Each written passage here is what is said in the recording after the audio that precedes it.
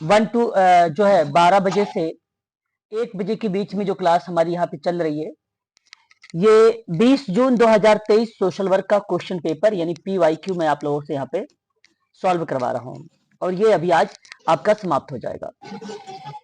आज आप सभी की जो क्लास 7 टू 8 PM रहेगी, एक बार म्यूट रहिएगा प्लीज।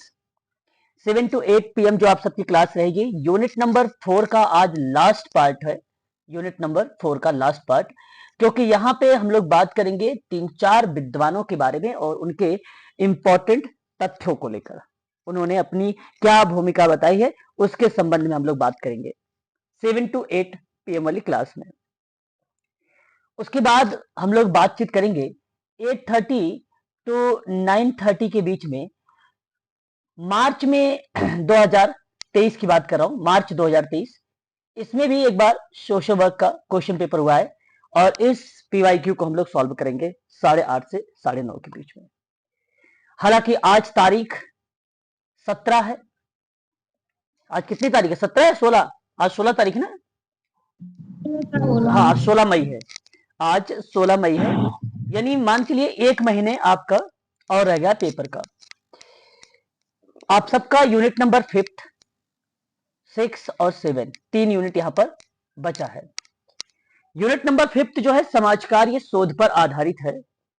अगर मैक्सिमम मैं अगर इसकी क्लास का समय लूंगा तो 7 क्लास लूंगा, ठीक है, मैक्सिमम। और यदि मैक्सिमम मैंने यूनिट नंबर 6 पर बात किया तो भी मान चलिए 6 या 7 क्लासेस, यानी आपका कोशिश पूरी रहेगी कि मई के महीने में आपका ये तीनों यूनिट समाप्त कर दिया जाए, ठीक है। या तो आपका जून में भी जा सकता है, तो फर्स्ट वीक तक जाएगा तो जाएगा। बाकी आपकी क्लासेस एक आप सभी की 12 से 1, ये 12 से 1 बजे जो क्लास चल रही है ये केवल 24 मई तक चलेगी। फिर उसके बाद 25 मई से आपकी यही क्लासेस 1 टू 2 PM रहेगी, ठीक है, और इसमें प्रैक्टिस होगी, इसमें प्रैक्टिस रहेगा, ठीक है, केवल क्वेश्चन पेपर हम लोग करेंगे। और 8:30 बजे वाले क्लास में भी आप लोगों का सोशल वर्क का प्रैक्टिस रहेगा, तो यानी 2 क्लासेस आप सबकी प्रैक्टिस पर बेस्ड रहेंगी। एक क्लास बहुत है, और अगर एक यूनिट पे अगर आप 7-8 घंटा पढ़ रहे हैं, मेन मेन तथ्य को समझ रहे हैं और उसको नोट भी कर रहे हैं, तो काफी है वो। बाकी तो इसकी रिकॉर्डेड प्लेलिस्ट की वीडियो मैंने आप लोगों के ग्रुप में, टेलीग्राम ग्रुप में डाल रखा है, वहां से जाके आप लोग देख सकते हैं सारी वीडियोस डिटेल वगैरह में, और उसकी सारी PDF भी, ठीक है। तो चलिए पेपर हम लोग सॉल्व करते हैं 20 जून 2023 का। थोड़ा तीव्र गति से करिएगा, 30 क्वेश्चन इसमें है और 30 के 30 हम लोग यहाँ पे कंप्लीट करना चाहेंगे, ठीक है। तो क्वेश्चन नंबर हमारे सामने 71 नंबर का, और कहता है नृजाति केंद्रित निम्नलिखित किसकी एक विशेषता है। मेन पॉइंट जो आपको यहाँ पे दिया गया है, नृजातीय केंद्रित के बारे में दर्शाया गया है ना? तो आपको बताना है, जरा बताइए इसका सही ऑप्शन क्या होना चाहिए। प्राथमिक समूह, अंतः समूह, बाह्य समूह या गैर प्रादेशिक समूह, क्या इसका ऑप्शन होना चाहिए प्लीज। सर अंतः समूह, बिल्कुल। देखिए अंतः समूह आप सभी को याद आ रहा होगा, मैंने आप लोगों से पहले भी एक बार, जैसे आप लोग अपने जवाब दे दे उसके बाद म्यूट हो जाइए प्लीज, है ना। जवाब देने के बाद आप तुरंत म्यूट हो जाया करें।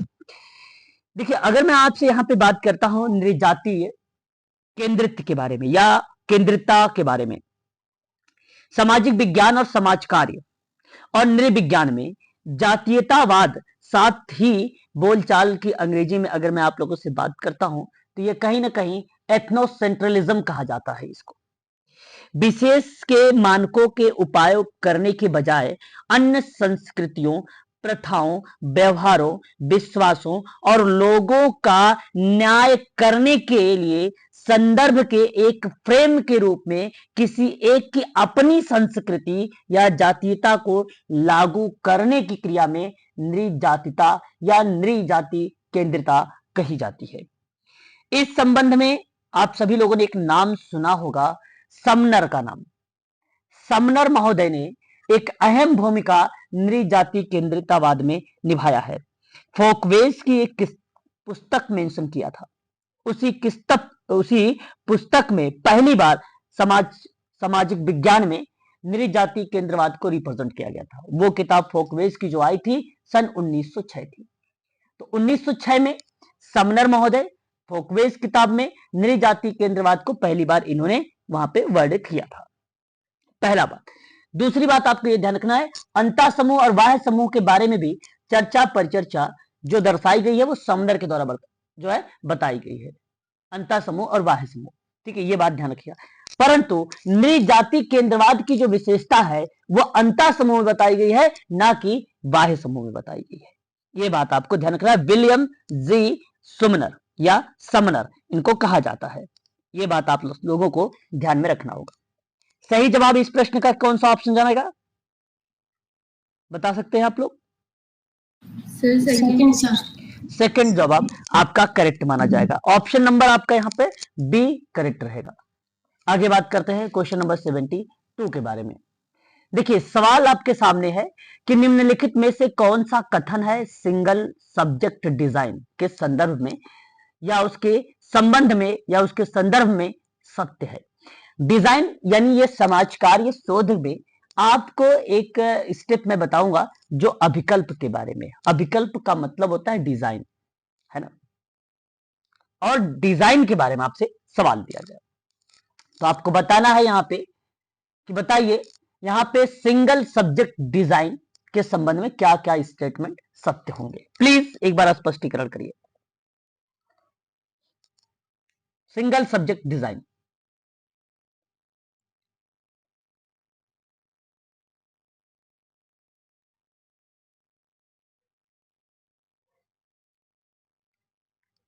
सब्जेक्ट का मीन्स बता दीजिए एक बार। सब्जेक्ट कभी जब भी बात होगी वस्तुनिष्ठता पर बात होगी।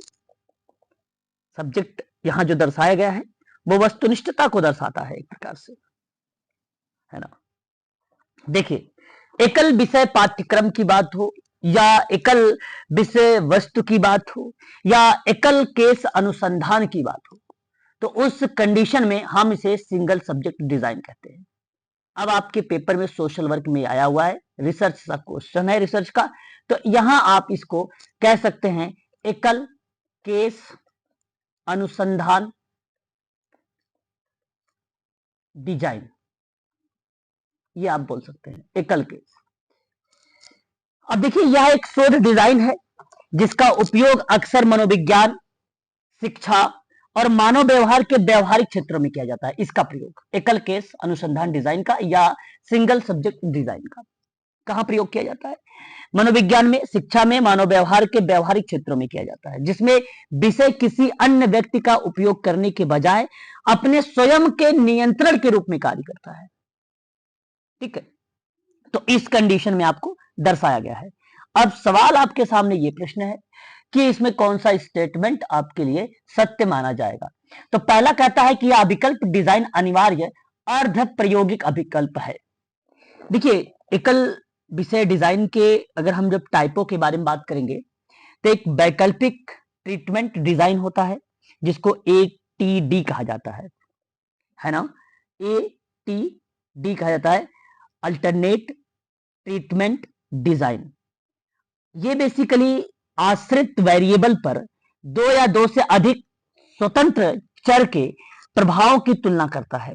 जब हम अल्टरनेट ट्रीटमेंट डिजाइन का यूज करते हैं तब एक होता है multiple base line design. Multiple base line design जो होता है वो दो या दो से अधिक का प्रयोग करता है, जहां व्यवहार रणनीति प्रतिभागियों पर एक साथ बेस लाइन माप की शुरुआत करता है। तीसरा मानदंड डिजाइन को बदलना, प्रतिभागी के प्रदर्शनों की सूची से पहले से मौजूद व्यवहार के क्रमिक सुधार पर मूल्यांकन करने के लिए वहां पे मानदंड डिजाइन का उपयोग करना, तो उस कंडीशन में यह प्रक्रिया फिर संचालित होती है। अब सवाल अर्ध प्रायोगिक अभिकल्प है। डिजाइन अर्ध प्रायोगिक अनुसंधान है, इसका मतलब है कि यह स्टेटमेंट सत्य है। एक आश्रित और एक स्वतंत्र चर के बीच कारण और प्रभाव लिंक को प्रदर्शित करने का जो प्रयास करता है वो बेसिकली अर्ध प्रायोगिक अभिकल्प में किया जाता है। फिर से रिपीट कर रहा हूं, ध्यान सुनिएगा। अर्ध प्रायोगिक अभिकल्प में ये बेसिकली सिंगल सब्जेक्ट डिजाइन जो होता है या एक आश्रित और एक स्वतंत्र चर के बीच कारण और प्रभाव लिंक को प्रदर्शित करने के प्रयास करता है। दूसरी ओर एक अर्ध प्रयोग वास्तविक प्रयोग के विपरीत रैंडम असाइनमेंट पर निर्भर नहीं करता है। रैंडम मतलब कोई चीजें जो ले ली जाती है ना। तो विषय को जो नॉन प्रोबेबिलिटी वेरिएबल होते हैं उसके आधार पर समूहों में क्रमबद्धता को जब संचालित किया जाता है, या आप कारण और प्रभाव को जब आप दर्शाते हैं, या जब आप वास्तविकता का प्रयोग करते हैं, या आप जब रैंडम यानी यादृच्छिक का जब आप प्रयोग करते हैं, तो उस कंडीशन में अर्ध प्रायोगिक का अभिकल्प होता है। और सिंगल सब्जेक्ट डिजाइन में अर्ध प्रायोगिक अभिकल्प सत्य माना जाता है और ये इसका यूज होता है। तो इसलिए पहला पॉइंट आपका करेक्ट होगा। दूसरा पॉइंट कहता है यह अभिकल्प में विश्लेषण के इकाई का मतलब केस एक नहीं बल्कि अनेक हैं, जो कि बेसिकली अगर मैं अनेक कुछ चीजों को रिप्रेजेंट करता तो वो समूह का बनता, क्योंकि ये सिंगल केस ऑलरेडी क्वेश्चन में दिया हुआ है। यहाँ सिंगल दिया हुआ है तो ये जब भी जिक्र होता है तो इसका केस की प्रक्रिया में जिक्र होता है, ना कि ग्रुप के रूप में जिक्र होता है। लेकिन point number B group represent कर रहा है, इसलिए आपका ये पॉइंट गलत हो जाएगा। इस अभिकल्प में आश्रित चर बार बार माप का उपयोग करता है। मैंने अभी आपको बताया भी कि आश्रित और स्वतंत्र चर के बीच कारण और प्रभाव का लिंक प्रदर्शन करने का प्रयास करता है। इसका मतलब होता है कि जो आश्रित वेरिएबल होता है इसकी बार बार जो है माप भी की जाती है। ठीक है, तो इसलिए आपका जो थर्ड पॉइंट होगा यह आपका सत्य हो जाएगा। वहीं उसके बाद नेक्स्ट कहता है कि इन अभिकल्प में टाइम सीरीज विश्लेषण तकनीकी का उपयोग किया जाता है। बिल्कुल बात सत्य है, टाइम सीरीज विश्लेषण का भी इसके अंतर्गत यूज में लाया जाता है। टाइम सीरीज विश्लेषण तकनीक होता क्या है यह भी जानना आप सबके लिए अत्यंत आवश्यक होगा। समय श्रृंखला विश्लेषण कहते हैं इसको। क्या बोलते हैं? समय श्रृंखला विश्लेषण बोलते हैं इसको। ये एक टेक्निक है, समय के अंतराल पर एकत्र किए गए डेटा बेसिकली पॉइंट के अनुक्रम का एक विश्लेषण करने का विशेष तरीका होता है। समय श्रृंखला विश्लेषण में विश्लेषक केवल रुक रुक कर, या अगर मैं बात करूं तो बेहतर ढंग से या बेहतरीन तरीके से या सबसे अच्छे ढंग से डेटा बिंदुओं को रिकॉर्ड करने की बजाय एक निर्धारित अवधि में लगातार अंतराल पर डेटा या बिंदुओं को रिकॉर्ड करने की प्रक्रिया में दर्शाया जाता है, तो उसमें कहते हैं टाइम सीरीज विश्लेषण। सपोज मान लीजिए कोई बच्चा है किसी व्यक्ति को बार बार हिट कर रहा है, मार रहा है, तो उसके लिए आपको यह देखना होगा कि वो कौन से टाइम में, यानी आपने टाइम सीरीज विश्लेषण कर रहे हो और उसी दौरान जिस समय वो मार रहा है बच्चे को, जब वो किसी बच्चे के पास बैठा दिया जाता है तो उसको हिट करने लगता है, तो आपको इस टाइम क्या करना पड़ेगा, उस बच्चे को आगे बैठा देना होगा।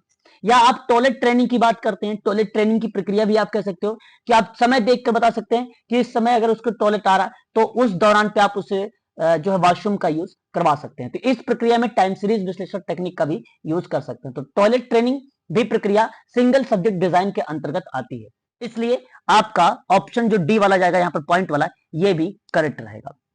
फिर कहता है इन अभिकल्प में स्वतंत्र वेरिएबल पर प्रभाव का मापन होता है। नहीं, यहां जो भी क्रियाएं रिप्रेजेंट की जाती है वो सभी क्रियाएं आश्रित वेरिएबल के ही अंतर्गत माप की जाती है, और मापन की प्रक्रिया की यूज में आश्रित वेरिएबल होता है, ना कि आपका स्वतंत्र वेरिएबल होता है।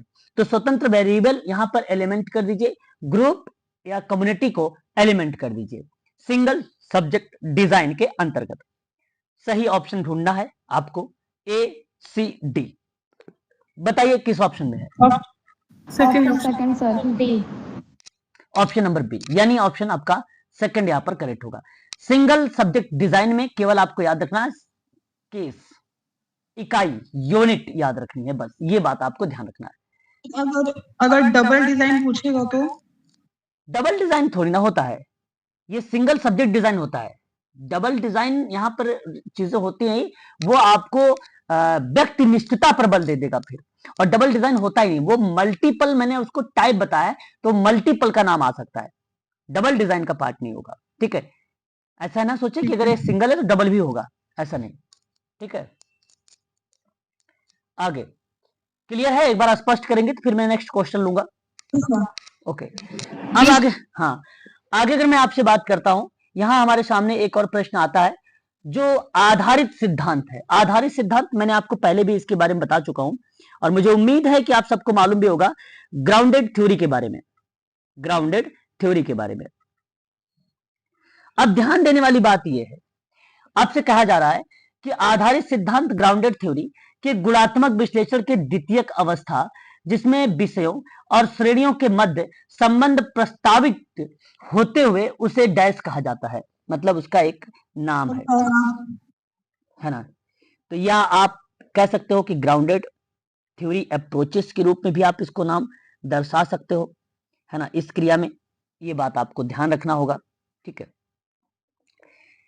ग्लेसर का नाम आप सभी लोगों ने सुना होगा, मुझे उम्मीद है कि आप सब जानते होंगे ग्लासर के बारे में। बताओ, पता है आपको? नहीं सर। कि भाई मैंने पढ़ाया है इसके बारे में, तो ग्लेसर के बारे में मैंने आप लोगों को बता चुका हूं। ग्राउंडेड थ्योरी एक शोध अध्ययनों में प्रयुक्त एक प्रसिद्ध पद्धति है और ये ग्राउंडेड थ्योरी गुणात्मक और मात्रात्मक डेटा उत्पादन तकनीकों का उपयोग किया जाता है। ग्राउंडेड थ्योरी में पहली बात, ये मात्रात्मक प्लस गुणात्मक दोनों टेक्निक में इसका प्रयोग होता है। ग्राउंडेड थ्योरी तुलनात्मक विश्लेषण का उपयोग करता है। ग्राउंडेड थ्योरी क्या करता है? तुलनात्मक विश्लेषण का यूज करता है। ये सभी एक पॉइंट बता रहा हूं, ये सब चीजें आपको ध्यान में रखना होगा। ग्राउंडेड थ्योरी का बेसिकली मोटो क्या है? फिर यह एक जमीनी सिद्धांत अध्ययन है या एक आधारित सिद्धांत है। ग्राउंडेड थ्योरी, ग्राउंडेड को जमीन भी कहा जाता है, जमीनी सिद्धांत भी बोला जाता है, इसे आधारित सिद्धांत भी बोला जाता है। यह एक समसामयिक अनुसंधान ढांचा प्रदान करता है। इसका उद्देश्य जो होता है, उद्देश्य आप यहां पे नोट कर सकते हैं, समसामयिक शोध ढांचा प्रदान करना, इसका भूमिका होता है ग्राउंडेड थ्योरी की। ग्राउंडेड थ्योरी एक रेखीय प्रक्रिया ना होकर एक रूपरेखा आवश्यक ग्राउंडेड थ्योरी होती है, एक विधि के रूप में होती है। तो ये रेखीय नहीं है, पेपर में अगर आता है तो यह क्रिया बेसिकली रेखीय नहीं है। इस बात को आप सभी लोग ध्यान रखिएगा। इसके अंतर्गत सर इसमें हम लोग थ्योरी जनरेट करने का काम करते हैं ना? बिल्कुल, आप ये चीजें कह सकते हो कि तुलनात्मक क्रियाओं के बीच में परस्पर क्रिया को दर्शाना। परस्पर क्रिया दर्शाने का मतलब ये होता है कि आप कहीं ना कहीं मार्गदर्शिका के रूप में कार्य कर रहे हैं। तो मार्गदर्शिता के रूप में जब आप कार्य करते हैं तो उस कंडीशन में यह एक प्रकार से रिसर्च का ढांचा प्रदान करता है, स्ट्रक्चर देता है। तो थ्योरीज वगैरह भी निकालने में अपनी एक अहम भूमिका निभाता है, ठीक है। इसके अंतर्गत यह पार्ट शामिल होता है, अनुसंधान, ठीक है। और नाम अगर आपसे प्रश्न बनता है ये किस विद्वान के द्वारा डेवलप किया गया या इसके ग्राउंडेड थ्योरी के फाउंडर कौन है, तो आप सभी लोग नाम लगाएंगे। किसका बता दीजिए एक बार। ग्लेसर का। ग्लेसर का नाम लगाएंगे, साथ ही साथ एक विद्वान का और नाम आता है ग्राउंडेड थ्योरी में। ग्लेसर के साथ साथ एक और विद्वान का नाम आता है, प्लीज अगर आपको पता है तो बताइए। स्ट्रॉस, एस्लम स्ट्रॉस और बार्नी ग्लेसर। सबसे इंपॉर्टेंट ये है, यूजीसी नेट में आ चुका है ये, लेकिन इनका नाम भी आप ध्यान रखेंगे, ठीक है। एंसलम स्ट्रॉस का भी नाम। इन दोनों लोगों ने कब? 1965 में, ठीक है। तो एक अध्ययन किया था, उसका अध्ययन का नाम जो है अवेयरनेस ऑफ डाइंग नामक एक अध्ययन पर एक साथ काम करते हुए विकसित किया था ग्राउंडेड थ्योरी, जीटी थ्योरी। पहली बार समाजशास्त्री ये दो विद्वान है, इन लोगों के द्वारा ये डेवलप हुआ था और यह गुणात्मक अनुसंधान के लिए, मात्रात्मक अनुसंधान के लिए जाना जाता है। दोनों प्रक्रिया में इसका यूज किया जाता है, ये बात आप सबको ध्यान रखना होगा। ग्राउंडेड थ्योरी के ही अंतर्गत मैं आपको बता दूं 2 साल बाद यानी 1967 में 1967 में स्टडीज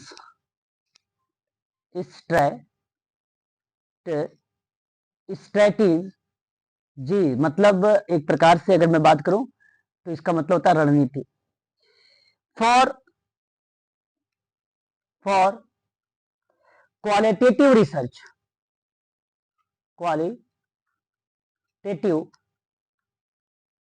रिसर्च नामक पुस्तक लिखा और इसमें औपचारिक रूप से प्रस्तुत करने का निर्माण भी किया था किसकी ग्राउंडेड थ्योरी की।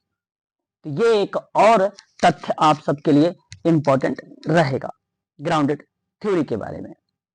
ठीक है, इन चीजों में आप लोगों को इसको ध्यान में रखना होगा ग्राउंडेड थ्योरी पे। अब सर ये सवाल बुक मतलब ये बुक दोनों की थी सर? नहीं, ये बुक केवल और केवल अगर हम स्टडीज की बात कर रहे हैं तो ग्लेसर महोदय का नाम आप लगाइएगा, ग्लेसर का नाम लगाइएगा। ठीक है, ग्राउंडेड थ्योरी। उसके बाद अगर मैं आपसे बात करता हूं अब इस सवाल के आधार पे, तो इसमें एक ऑप्शन दिया है अच्छी कूटलेख जिसको एक्सेल कोडिंग कहते हैं, मुक्त कूटलेख ओपन कोडिंग कहते हैं, चयनात्मक कूट लेखन जिसको सिलेक्टिव कोडिंग कहते हैं, केंद्रित कूट लेखन जिसको फोकस्ड कोडिंग कहते हैं। तो बताइए इसके अंतर ग्राउंडेड थ्योरी के अंतर्गत कौन सी प्रक्रिया जो है रिप्रेजेंट होगी?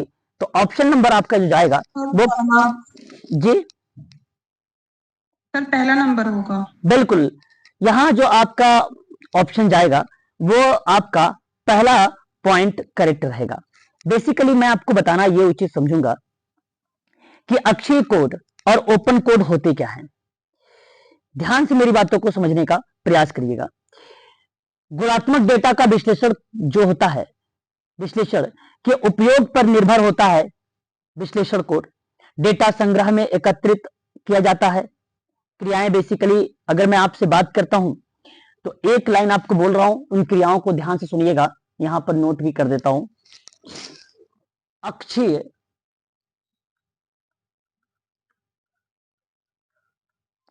कोड अक्सर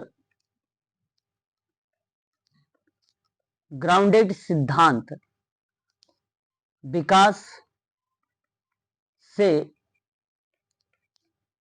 जुड़े होते हैं जिसे शोधकर्ता तब नियोजित करता है या करते हैं जब वे एकत्र किए गए डेटा से उत्पन्न सिद्धांत का निर्माण करना चाहते हैं। ठीक है, ये बात आपको ध्यान रखना होगा इसके अंतर्गत। ग्राउंडेड थ्योरी कोडिंग में एक ग्राउंडेड थ्योरी कोडिंग की प्रक्रिया में ओपन कोडिंग को रिप्रेजेंट किया गया। एक्सेल और सेलेक्टिव कोडिंग तीन इसके प्रमुख चरण के रूप में रिप्रेजेंट हुए। ओपन कोडिंग डेटा का अर्थ क्या होता है, जो आपके ऑप्शन नंबर यहां पर बी में लिखा हुआ है, इस चीज को ध्यान से सुनिएगा। इसका अर्थ बेसिकली अगर जब हम जिक्र करते हैं तो अलग अलग हिस्सों में तोड़ देने की बात करता है, किसी क्रिया का विश्लेषण करने की बात करता है, अलग अलग भागों में डिवाइड करने की बात।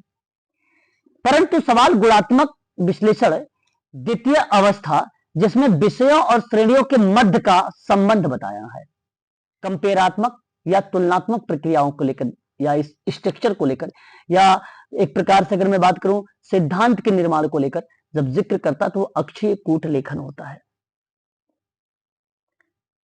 जबकि चयनात्मक कोडिंग एक है कोड लेखन। इस प्रक्रिया में बात करते कोडिंग सैद्धांतिक ढांचे में योगदान देने के लिए या योगदान करने के लिए कोड का उपयोग किया जाता है। सैद्धांतिक ढांचे में उपयोग किया जाता है, ये सैद्धांतिक ढांचे में ये यूज में लाया जाता है। और अलग अलग हिस्सों में विश्लेषण करने को लेकर बात किया जाता है, अलग अलग हिस्सों में, अलग अलग हिस्सों में। ये तो आपका सिद्धांत का निर्माण करेगा। और एक केंद्रित, अच्छा केंद्रित का कोई पार्टी नहीं होता, ये तो ऐसे ही डाल दिया इसमें, ठीक है।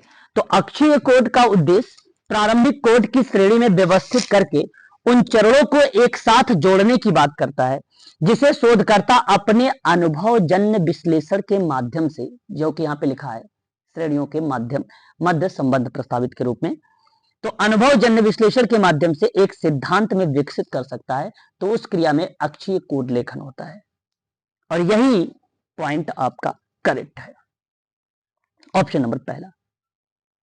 समझ में आया आपको? बताइए, क्लियर करिए भाई। आवाज जा रही है मेरी? जी सर। हाँ, आप इसकी वीडियोस वगैरह दोबारा भी देख सकते हैं, है ना, आप देखा करें वीडियोस वगैरह, ठीक है। आगे बात करते हैं।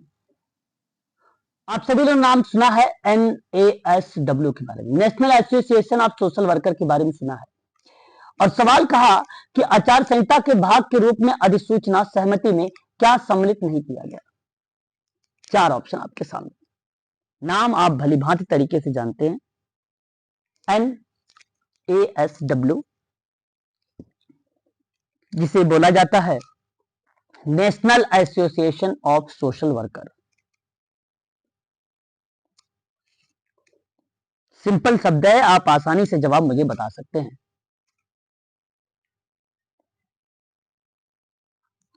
चलो मैं बताता हूं। थर्ड होगा सर। ओके, यहां आपने ऑप्शन नंबर थर्ड का चुनाव किया है। देखिए, इसकी स्थापना की बात अगर मैं आप लोगों से करता हूं, national association of social work की, तो आप सभी को पता है कि ये 1955 का दौर है, 1955 का दौर है, जहां एसोसिएशन ऑफ सोशल वर्कर्स की स्थापना की गई थी, नेशनल एसोसिएशन की। संयुक्त राज्य अमेरिका का एक व्यावसायिक संगठन है, यूएसए का एक व्यावसायिक संगठन है। लगभग इसमें 1,20,000 सदस्य जो हैं शामिल हैं। NASW अपने सदस्यों और सामान्य रूप से सामाजिक परामर्श के लिए मार्गदर्शन, अनुसंधान, समुदाय और अन्य संसाधन प्रदान करता है। ये इसकी भूमिका होती है। व्यावसायिक संघ है, मुख्यालय इसका वाशिंगटन DC में यानी यूएसए में है, ठीक है, याद रखना है इसके अंतर्गत। और इसमें प्रश्न हमारे सामने दिया आचार संहिता को लेकर, आचार्य संहिता को लेकर। आचार्य संहिता बेसिकली सामाजिक आंदोलन के समर्थन या समर्थक के रूप में एक मार्गदर्शन के रूप में कार्य करता है। ये इस संहिता में 4 खंड शामिल किए गए हैं। पहला खंड प्रस्तावना, पहला खंड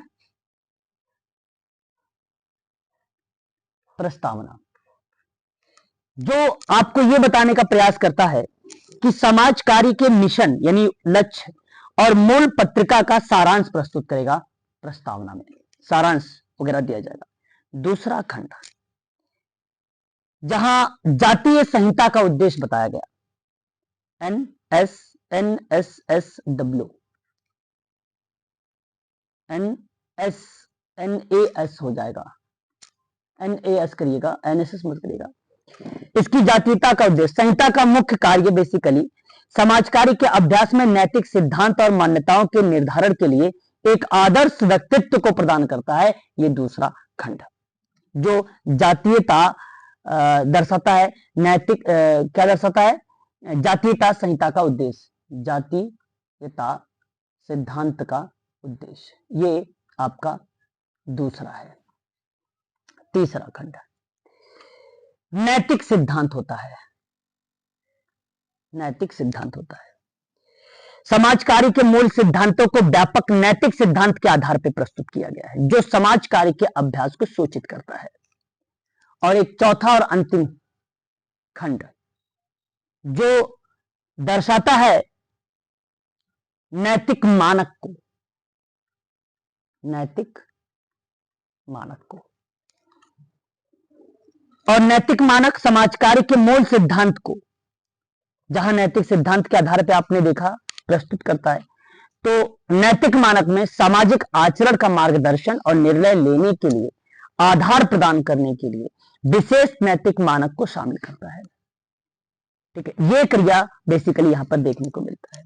आचार संहिता के 2018 के संशोधन में 19 बदलाव शामिल किए गए 2018 में। नैतिकता का उपयोग करते हुए समय समय पर नैतिक आदर्शों को उजागर करता है। एक प्रकार से ये अब सवाल आपके सामने, तो इसका करेक्ट जवाब शोध अध्ययन की प्रकृति, विस्तार और अवधि को रिप्रेजेंट करता आचार संहिता के भाग के रूप में अधिसूचना सहमति में सम्मिलित नहीं किया गया है। बाकी सहभागिता की प्रकृति, विस्तार, अवधि, उत्तरदाताओं के ऐच्छिक और लिखित सहमति, सहभागिता के जोखिम और लाभों का प्रकटन, ये तीनों चीजें पार्टिसिपेट में आ जाएगी। लेकिन शोध अध्ययन की प्रकृति है ना, सहभागिता की प्रकृति रहेगी, शोध अध्ययन की नहीं, विस्तार और अवधि को नहीं रहेगी। इस कंडीशन में 4 अगर आपको पता है आचार संहिता का पार्ट, तो आप आसानी से इसका जवाब दे सकते हैं। ठीक है, NASW प्रेस की स्थापना कब हुई? सर 1955। NASW प्रेस की स्थापना 1990 में, 1955 नहीं, 1990 में। ये क्या है?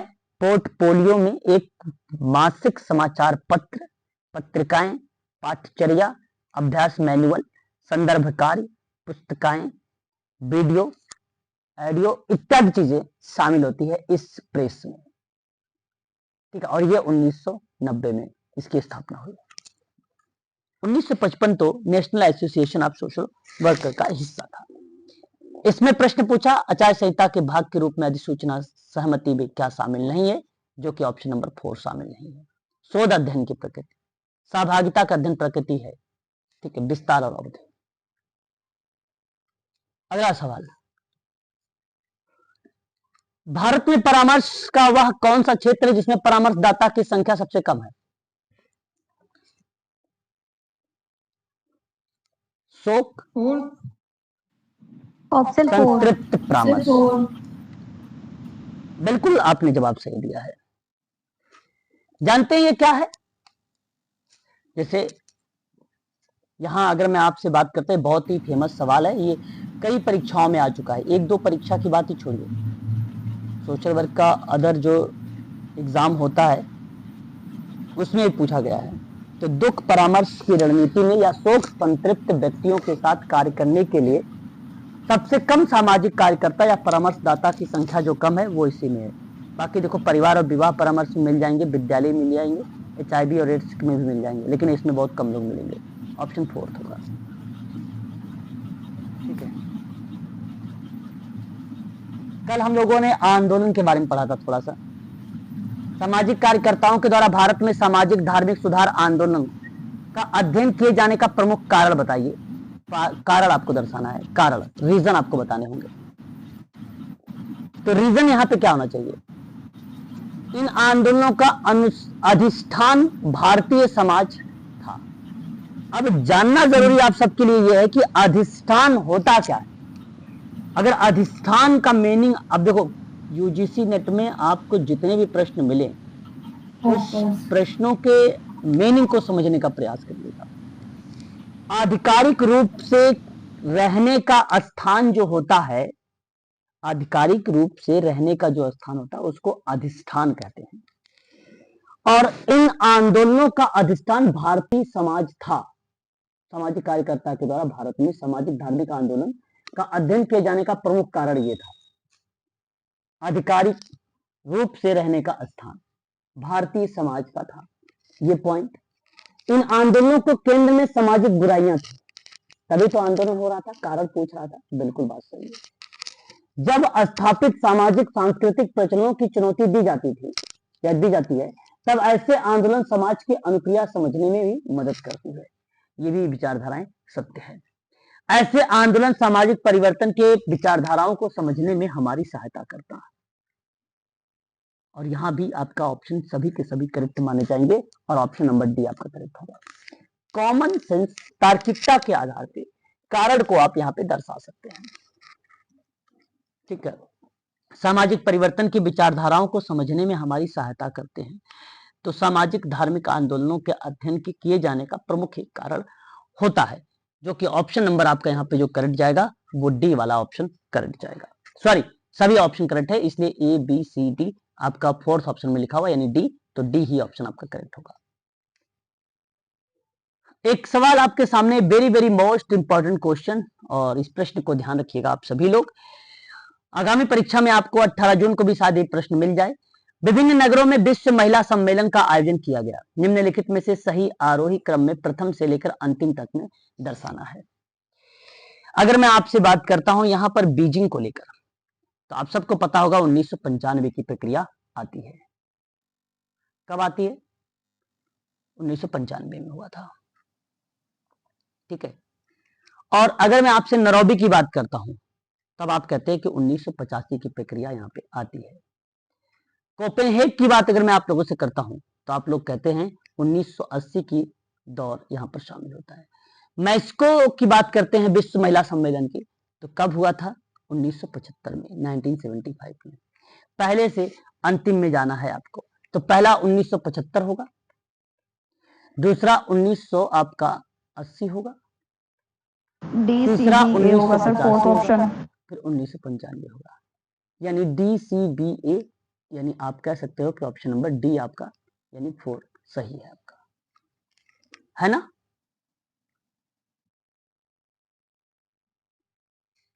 चलिए आगे बताइए, क्वेश्चन नंबर 78। निम्नलिखित में से कौन सा कार्य परिशुद्ध अवबोधन के लिए अवरोध के रूप में है? बताइए, सवाल आपके सामने, ऑप्शन आपका यहाँ पे क्या करेक्ट होना चाहिए?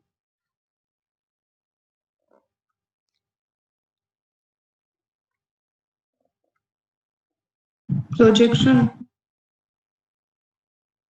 बिल्कुल, पहला ऑप्शन आपका यहाँ पे करेक्ट माना जाएगा। ठीक है, देखिए एक बात आप सभी लोगों को पता होना चाहिए, अवबोधन का मतलब होता है ज्ञान से। परिशुद्ध अवबोधन के लिए अवरोध, अवरोध का मतलब बाधा के रूप में है। तो बताइए कौन सा कार्य है जो परिशुद्ध ज्ञान के लिए अवरोध के रूप में है? प्रेरण यानी मोटिवेशन, मोटिव करेगा तो ये तो बाधा बनेगा नहीं।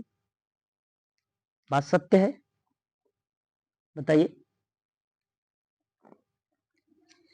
दमन निग्रह निरोध, दमन निग्रह निरोध एक प्रकार से जहां रिप्रेजेंट होता है वो प्रोटेस्टेट्स अगेंस्ट गवर्नमेंट रिप्रेशन शब्द रिलेट होता है।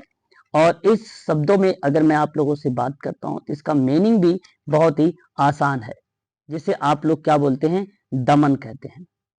दमन का अर्थ क्या होता है? तो जो ऊपर विचार है ना वो दबा लेना। जी, दमन की प्रक्रिया में अगर हम लोग जब इस तरीके के शब्द को रिलेट कराते हैं तो आप, सिंपल सी बात है, आप सभी लोग ध्यान रखिएगा, साइको एनालिटिकल में यानी कि मनो विश्लेषणात्मक सिद्धांत में चेतन मन के कष्टकारी यादों, विचारों, भावनाओं का बहिष्कार करके यौन या आक्रामक निग्रह या दर्दनाक बचपन की यादों से युक्ति के रूप में अवांछनीय मानसिक सामग्री अचेतन मन में धकेल देने की प्रक्रिया को हम लोग यहाँ पे दमन शब्दों को प्रस्तुत कर सकते हैं। भावनाओं को उजागर करने का जो प्रयास करता है वो मनोविश्लेषण दमित यादों और भावनाओं को एक प्रकार से रिप्रेजेंट करता है। मूल प्रवृत्ति भी एक प्रकार से ज्ञान के रूप में है, लेकिन ये अवरोध के रूप में नहीं। लेकिन प्रेक्षण एक ऐसा शब्द है, प्रेक्षण क्या कहेंगे हम लोग? बता सकते हो आप लोग प्लीज? प्रेक्षण क्या हो सकता है?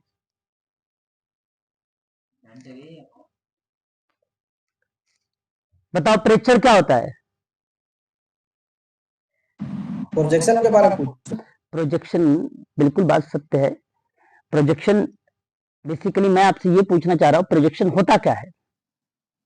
मनोविज्ञान में यूज, दूसरे पे सर, हाँ, अपनी गलती को दूसरे पे थोपना सर, उसी को तो प्रोजेक्शन बोलते हैं। दोषारोपण करना। यहाँ प्रक्षेपण जो शब्द है वह प्रक्षेपण, इस तरीके के शब्दों को, प्रक्षेप ही प्रक्षेपण है, किसी व्यक्ति या जानवर या वस्तु पर अपनी भावनाओं को प्रदर्शित करने की प्रक्रिया है। बिल्कुल आपने बात सही कहा। इस शब्द का उपयोग जनरली रक्षात्मक प्रेक्षेपण का वर्णन करने के लिए किया जाता है। किसी के स्वयं के अस्वीकार आग्रहों को दूसरे के लिए जिम्मेदार ठहराया जाए तो उस कंडीशन में, यदि कोई किसी सहकर्मी को उसकी असुरक्षाओं के बारे में लगातार धमकाता है और उसका उपहास करता है, तो धमकाने वाला व्यक्ति आत्मसम्मान के साथ अपने संघर्ष को दूसरे व्यक्ति पर थोप सकता है। इसी क्रिया में बेसिकली ये प्रक्षेपण शब्द रिलेट हो जाता है। सिगमंड फ्रायड महोदय ने प्रक्षेपण शब्द को पहली बार सन 1895 में दिया था, पहली बार। ये बात ध्यान रखिएगा। आगे बात करते हैं और अगला क्वेश्चन आपके सामने 79 नंबर का इंपॉर्टेंट क्वेश्चंस। मैं चाहूंगा कि इस प्रश्न को आप सभी लोग ध्यान दें, क्योंकि परीक्षा में ऐसे भी प्रश्न आते हैं। इनमें से आप सभी लोगों को सारे पॉइंट्स याद भी होने चाहिए। पहला, विंडिकेशंस ऑफ राइट ऑफ वीमेन शब्द जो है किस विद्वान या किस ऑथर के द्वारा ये रिलेट होता है? प्लीज एक बार स्पष्टीकरण करें। Sir third. यदि आप यहाँ पे थर्ड को रिलेट करा रहे हो, मैरी बोल्टसन क्रॉफ्ट का नाम, तो आप सही जवाब दे रहे हो। और ये जो है विंडिकेशंस ऑफ राइट ऑफ वुमेन की बात करता है, जो with structures of political and moral subject को रिलेट कराता है। सन 1792 की प्रक्रिया में ये जिक्र हुआ था। वहीं द कॉमन सेंस की बात अगर मैं आप लोगों से करता हूं तो रिलेट करता है ये थॉमस पाइन का नाम, जिन्होंने 1776 में जिक्र किया था। Human rights of social work की अगर मैं आप लोगों से बात करता हूं, रिलेट होता है ये जिम इम्फे का नाम, जिन्होंने 2001 में इस शब्द को या इस पुस्तक को प्रकाशित किया था। डेमोक्रेसी एंड ह्यूमन राइट्स की बात अगर मैं करता हूं तो डी बेथम का नाम आता है, रिलेट हुआ था ये सन 1999 में, 1999 में। तो सही ऑप्शन का मैच आप किस ऑप्शन से करेंगे? प्लीज एक बार स्पष्टीकरण करते हुए आप मुझे बताएं। Option number third is the right answer, तीसरा ऑप्शन।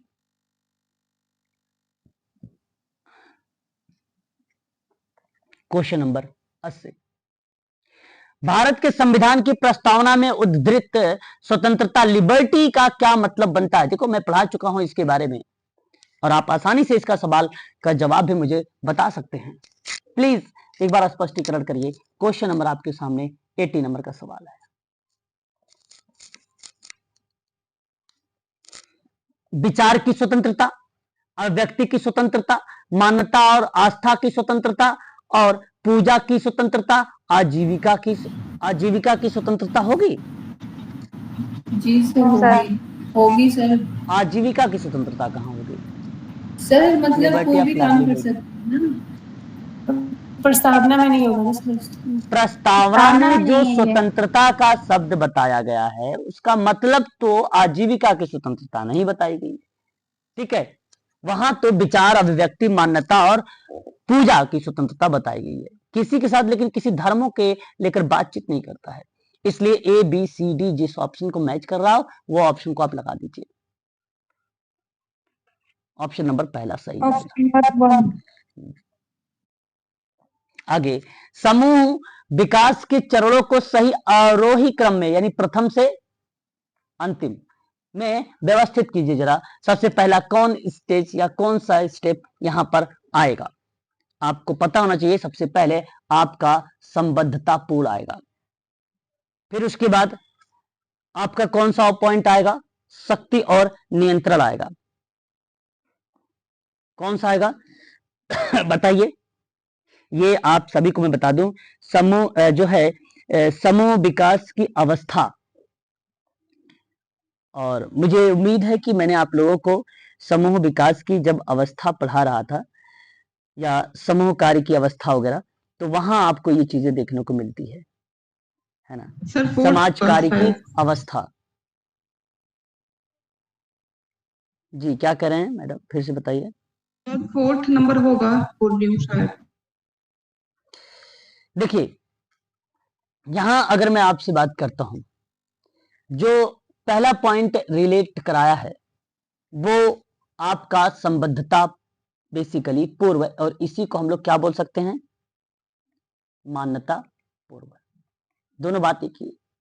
दूसरे पॉइंट पे शक्ति और नियंत्रण बोल सकते हैं, इसे हम लोग क्या बोल सकते हैं, अधिकार और नियंत्रण बोल सकते हैं। क्या बोल सकते हैं, अधिकार और नियंत्रण बोल सकते हैं।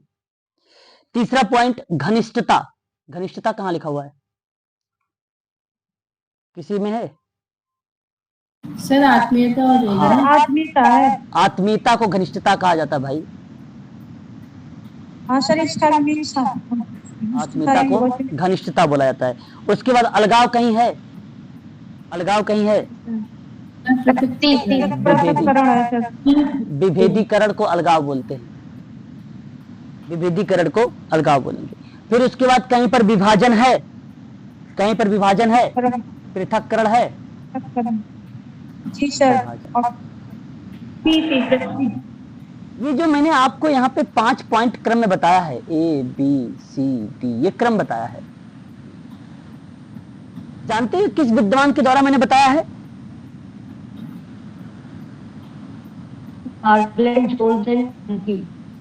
Garland, Jones and Kolodny. कब? 1976। तो सही ऑप्शन यहां पर आप बता सकते हो अब मुझे कि इसका सही जवाब ऑप्शन में कौन सा जाएगा, 4 ऑप्शन आपका करेक्ट हो जाएगा। Option number 4 is the right answer. तो ये याद रखने वाली बात है, क्योंकि यहां नॉर्दर्न करलैंड से भी प्रश्न बन सकता है 2001 में, ट्रैकर से बन सकता है, कैलिंग 1972 से बन सकता है, टकमैन से बन सकता है, forming, storming, norming, performing, adjourning, वेल्स से बन सकता है 1950 की प्रक्रिया में। सवाल एक तो बनना तय है, इसमें कोई दो राय नहीं है। तो इस सवाल का सही जवाब ऑप्शन नंबर 4 करेक्ट जवाब होगा। क्वेश्चन नंबर नेक्स्ट, किसी कार्य के संधारणीय होने के लिए उसे कैसा होना चाहिए, उसे कैसा होना चाहिए संधारणीय होने के लिए, यानी सस्टेनेबल होने के लिए। प्लीज एक बार स्पष्टीकरण आप लोग क्वेश्चन नंबर 82 का करिए। तो आप कहेंगे पर्यावरण पर इसका न्यूनतम प्रभाव पड़े, पहला पॉइंट। फिर आप कहेंगे कि जो है आत्मोत्तर जीविका के लिए भी लाभप्रद एवं व्यवहारिक होना चाहिए। उसके बाद आप कहेंगे कि इसके परिणाम ऐसे नहीं, यहाँ पे इसके परिणाम होने चाहिए जिसका परिणामीकरण नहीं हो सकता है, गलत जवाब है ये। इसे सामाजिक रूप से स्वीकार प्रविधि और प्रचलन होना चाहिए, यानी आपका ए बी डी ढूंढना है, ऑप्शन नंबर सेकंड में है, दूसरे ऑप्शन में आपका दिया गया है, इसलिए दूसरा ऑप्शन सही है। संधारणीय होने के लिए एक तो पर्यावरण पर न्यूनतम प्रभाव होना चाहिए, दूसरा जीविका के लिए लाभप्रद और व्यवहारिक होना चाहिए, तीसरा स्वीकार प्रविधि पर आधारित होना चाहिए। साफ शब्दों में है भाई, इसका सही जवाब ऑप्शन नंबर बी होगा।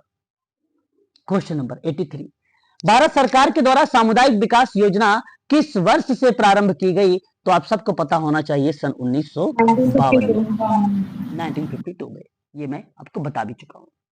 नेक्स्ट सवाल आपके सामने आता है कि मनोविज्ञान के विकास क्रम में कुछ प्रमुख उल्लेखनीय घटनाओं को नीचे दिया जा रहा है और पूर्वोत्तम से आद्यतन घटनाओं को क्रमवार में दर्शाना है, यानी पहले कौन है उसके बाद कौन सा है, इस तरीके से आपको दर्शाना है ना।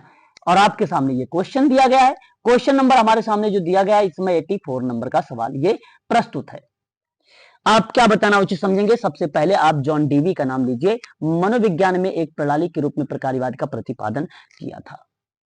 तो इस कंडीशन में अगर मैं आप लोगों से बात करता हूं तो सर्वप्रथम नाम किस विद्वान का आना चाहिए? John Dewey. जॉन डीवी जानते हैं आप, जॉन डीवी ने मेथड्स दिए हैं, शिक्षण मेथड्स।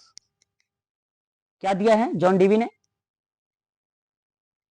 प्लीज सर इन्होंने दिया था ना, क्या चीज, क्या करें, फिर से बोलिए, नहीं सुना मैंने।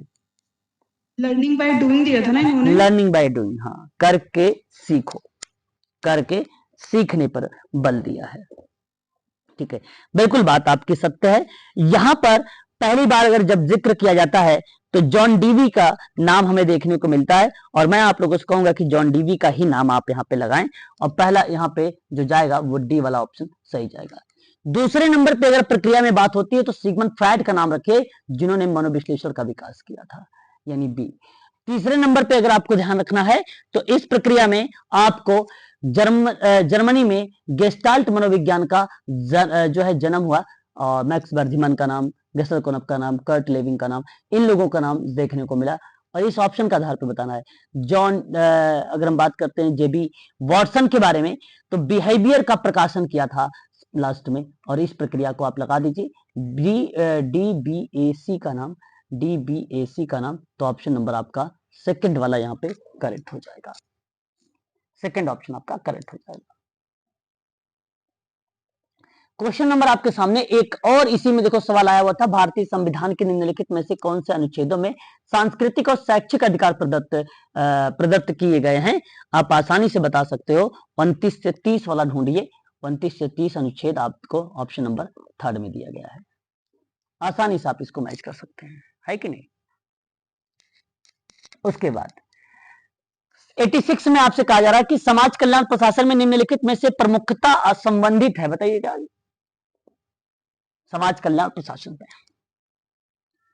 उम्मीद है कि आप जवाब भी सही देंगे 86 का, और यहां पर समाज कल्याण सेवाओं की आपूर्ति से है, प्रमुखता संबंधित पता है, उससे प्रमुख किससे संबंधित होगा? लोकतंत्र से नहीं है भाई ये, और लाभार्थियों की संख्या में अधिकतम वृद्धि से भी नहीं है, संवेदनशीलता बनाने के लिए नहीं, बेसिकली सेवाओं की आपूर्ति से है ये समाज कल्याण प्रशासन। ऑप्शन नंबर 4 आपका सही होगा। ऑप्शन कौन सा जाएगा? 4 आपका करेक्ट होगा। 87 नंबर का, निम्न में किस वर्ष शैक्षिक क्षेत्र में या शैक्षिक क्षेत्र से संबंधित राष्ट्रीय नीति को स्वीकार किया गया था? राष्ट्रीय नीति को स्वीकार किया गया था, क्वेश्चन नंबर 87। तो सही जवाब 2007 होगा आपका। ऑप्शन नंबर जो जाने वाला है वो ऑप्शन कौन सा करेक्ट होना चाहिए, प्लीज एक बार स्पष्टीकरण करिए।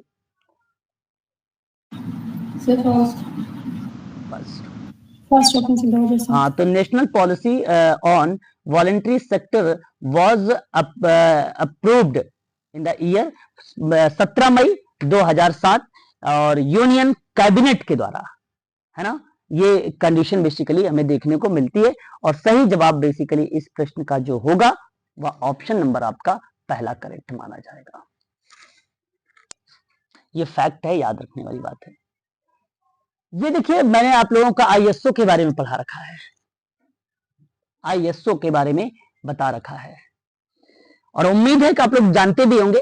अगर आपसे प्रश्न ये पूछा गया, कहा गया कि आईएसओ 9001 से लेकर 2015 के बीच की प्रक्रिया में, तो यह गुणवत्ता प्रबंधन तंत्र मानक के अंतर्गत आता है, यानी ए का 4 आता है। आईएसओ में 14001 से 2015 के बीच में बात किया गया है, तो आप क्या बताना उचित समझेंगे प्लीज? तो आप यहाँ पे पर्यावरणीय को रिलेट कराएंगे, पर्यावरण को रिलेट कराएंगे। अगर आपसे आईएसओ पूछा गया है यहाँ पर, ठीक है, 50,001 पर, तो जवाब क्या देना चाहेंगे आप? ऊर्जा प्रबंधन तंत्र। बिल्कुल बात सही कहा आपने, ऊर्जा प्रबंधन तंत्र। और आईएसओ अगर हम बात करते हैं 45,001 से, तो जवाब क्या आना चाहिए? व्यावसायिक स्वास्थ्य सुरक्षा मानक। तो आपका रिलेट हो जाएगा डी का दूसरा। ढूंढ लीजिए 2 का दूसरा किसमें है, आपका ऑप्शन नंबर 4 में है, तो ऑप्शन आपका यहाँ पे चला जाएगा 4 वाला। ठीक है। यूएसए की किस नगर में वर्ष 1877 में दान संगठन समिति की स्थापना की गई थी? New York, Buffalo, Columbia, Chicago. सही जवाब यूएसए का है Buffalo. Option number B is the right answer. ठीक है। क्वेश्चन नंबर 90 आपके सामने प्रस्तुत है। स्वदेशीकरण एवं जागरूकता का तर्क है, और यह उदार स्वरूप आयतिती चेतना को अस्वीकार करता है, स्वदेशी दृष्टि से या स्वदेशी दृष्टि को आवश्यकता पर बल देता है। तो यह स्टेटमेंट आपका सत्य है या असत्य है, यह आपको बताना है। पहले तो आपको यहाँ पे इंग्लिश भी देख लीजिए ताकि आपको और क्लियर हो जाएगा। मैंने अभी हाल ही में स्वदेशी समाज कार्य के बारे में आप लोगों से जिक्र किया था, जहां परिस्थिति अनुकूलन देशीकरण, जहां सीमित अर्थों में देशीकरण का मतलब उन क्रिया से है जिसके द्वारा जीवधारी का या अपने ही अथवा अन्य प्रदेश में इस प्रकार के परिवर्तन किया जा रहा हो, या आप कह लिए जिससे कि वह वहां की जलवायु की नई दिशा को सहन करने की क्षमता प्राप्त कर ले और वहां के अनुकूलन बन जाए, तो उस कंडीशन में स्वदेशी कल एवं जागरूकता का तर्क है कि उदार स्वरूप आयातिती चेतना को अस्वीकार करता है और स्वदेशी दृष्टि की आवश्यकता पर बल देता है। तो इस आधार पर अगर मैं आपसे बात करूंगा तो ये पॉइंट आपका सत्य है। स्वदेशीकरण में संकुचित अनुदारता या भौगोलिक सीमाओं पर आधारित अनेक पृथक पद्धतियों में एकल विषय के विखंडन को बढ़ावा नहीं देना चाहिए। बात सही है, अनेक विषय के विखंडन पर बढ़ावा देंगे तो वो स्टेटमेंट आपका गलत हो जाता है, या वहां पे वो कार्य या वो टास्क आपका गलत हो जाता है। तो उस आधार पे ये प्रश्न का जो पॉइंट दूसरा है ये भी सत्य है। तो दोनों स्टेटमेंट करेक्ट हैं, तो आपका ऑप्शन में यहाँ पे जो जाएगा वो ऑप्शन नंबर पहला करेक्ट होना चाहिए। Both statement first and statement second are true, पहला पॉइंट आपका करेक्ट हो जाएगा। ठीक है, कथन 1 और कथन 2 दोनों सत्य हैं। अब देखिए यहाँ पे गद्यांश आ गया, मैंने आपको पहले भी इसके बारे में बता रखा हूं, एक बार फिर से आप लोगों को बता, घर पे आप सभी लोग जो है कम से कम 5 तो कर लीजिए, 5 क्वेश्चन पेपर का अपने आप से ये करने का प्रयास करें, है ना, कम से कम 5 तो कर लीजिए। निम्नलिखित में से सामाजिक विकास की विशेषता बताइए, और आपको पहले यहाँ पर प्रश्न पर विचार करने होंगे कि इसमें प्रश्न में क्या चीजें लिखा हुआ है। फिर आप देखिए आर्थिक विकास की पूर्व घटित, फिर सामाजिक सेवाओं को नियोजित और विशिष्ट रूप से संबंधित, या एक व्यापक अवधारणा और आर्थिक विकास समावेश, अनेक विभिन्न क्षेत्रों में जो है सहकलिक विकास हेतु नियोजन को शामिल करता है। इसमें आपको चयन करके बताना है इसमें कौन सा पॉइंट आपका करेक्ट माना जाएगा। अब ध्यान देने वाली बात आप सबके लिए यह है कि यहाँ जो लिखा है सामाजिक विकास की विशेषता, और इसके संबंध में देखिए पहले लिखा आर्थिक विकास के पूर्व घटित, दूसरा लिखा है नियोजन के विशिष्ट रूप में, तीसरा लिखा हुआ व्यापक अवधारणा आर्थिक विकास का समावेश, चौथा लिखा है सहकालिक विकास हेतु नियोजन। अब यहाँ पे ढूंढना है या विशिष्ट रूप से सामाजिक सेवाओं को नियोजन से संबंधित है नहीं है। ठीक है, यहाँ पे देखिए सामाजिक विकास का व्यापक अवधारणा है, आर्थिक विकास का समावेश है, आर्थिक विकास का समावेश है ना कि पूर्व घटित है, इसलिए आपका जो जाएगा यहाँ पे सी वाला पॉइंट आपका सही हो गया। अब जिस ऑप्शन में आपका सी यहाँ पे जा रहा है वो ऑप्शन आपका करेक्ट रहेगा, यानी आपका थर्ड यहाँ पे कट गया, सी या तो पहला या तो दूसरा या तो पहला भी कट गया, पहला भी कट गया क्योंकि ए तो होगा नहीं, इसलिए आपका यहाँ पर ये भी कट, या तो आपका दूसरा होगा या तो आपका चौथा होगा। ठीक है, अब आप देखिए सी वाले पॉइंट पे, सी वाले कह रहा हूँ, बी वाले पॉइंट देखिए, सामाजिक नियोजन के लिए विशिष्ट क्या बोला है इसमें, विशिष्ट रूप से संबंधित हो, नियोजन से विशिष्ट रूप से, सामाजिक सेवाओं का नियोजन से संबंधित नहीं है बल्कि आर्थिक विकास पर केंद्रित है। तो ये भी गलत हो गया, ये तो नियोजन के विशिष्ट रूप में संबंधित किया है, तो यानी आपका ऑप्शन जो जाएगा वो वाला आपका यहाँ पे बी भी गलत हो गया है। तो अब बी जब गलत हो गया है तो इसका मतलब है कि ये आपका दूसरा भी गलत हो गया, यानी आपका यहाँ पे फोर्थ ऑप्शन सही होगा। ठीक है, सहकालिक विकास हेतु नियोजन को शामिल करता है, आप यहाँ पर देखेंगे तो आपको वो चीजें भी मिल जाएंगी। ठीक है, तो इसी तरीके से आपको करना है, क्वेश्चन पढ़ना है, ऑप्शन को ढूंढना है, फिर उसके बाद आप लोगों को यहाँ पे ढूंढना होगा। सामाजिक और आर्थिक विकास के बारे में आपको कौन सा कथन सत्य लिखे गए हैं, यहाँ पे आपको ढूंढना पड़ेगा। आर्थिक समृद्धि पर और अधिक दिए जाने की आवश्यकता, नियोजन हेतु गैर आर्थिक मानदंड की आवश्यकता नहीं है, आर्थिक समृद्धि में नियोजित करने की आवश्यकता, इस बात की अनुभूति में वृद्धि हो रही है, सामाजिक विकास हेतु अस्पष्ट की अवधारणा, यह आपको ढूंढना पड़ेगा। ठीक है, आर्थिक, अब यहाँ पे आप यहाँ पे देखिए आर्थिक विकास के बारे में, ठीक है, आर्थिक विकास के बारे में, ठीक है, आर्थिक विकास पर केंद्रित है ये। ठीक है, इन चीजों को आपको यहाँ पे जो है शामिल करना पड़ेगा, या आर्थिक वृद्धि वाली प्रक्रिया को आप ढूंढिए, समृद्धि का मतलब होता है वृद्धि से। ठीक है, सामाजिक विकास है ये।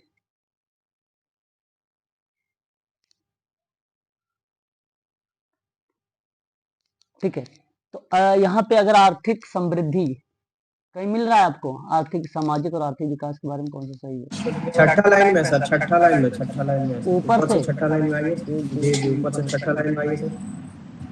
किंतु यह लोगों को अतिरिक्त लामबंद होने से यहाँ विनियमित किया ना सर, विनियमित विनियमित किए जाने की आवश्यकता है। जिससे आर्थिक विषमताओं को कम करना अधिकांश राष्ट्रीय विकास का आर्थिक विकास को इस प्रकार से विनियमित किए जाने की आवश्यकता है। अधिनियमित किए जाने की आवश्यकता। जी देखिए सर, विनियमित किए जाने की आवश्यकता है। बिल्कुल बिल्कुल बिल्कुल बिल्कुल बिल्कुल बिल्कुल सही जवाब Siraj. Option number 3 is the right answer. बिल्कुल सही, थर्ड पॉइंट आपका सही है। इसी तरीके से आप लोगों को करना है, ठीक है। तो मैं चाहूंगा कि 2-3 क्वेश्चन पेपर तो कर ही दीजिए, है ना। तो आज के लिए बस इतना रखिए, आपका ये पेपर समाप्त हो गया है। और अब हम बात करेंगे मार्च 2023 की, मार्च 2023 का, ठीक है। तो आज के लिए इतना रखिए। मैंने बताया शाम को आपकी क्लास है, ठीक है। सोलेलेंस्की वगैरह का नाम रहेगा। थोड़ा सा मेन चीजें इनके बारे में बात करेंगे जो पेपर में आते रहते हैं इनसे, है ना, ठीक है। तो आज के लिए इतने ही रखते हैं। वीडियो में अपलोड करके अभी आपके ग्रुप में डाल देता हूँ, ठीक है। चलिए, जी, ओके।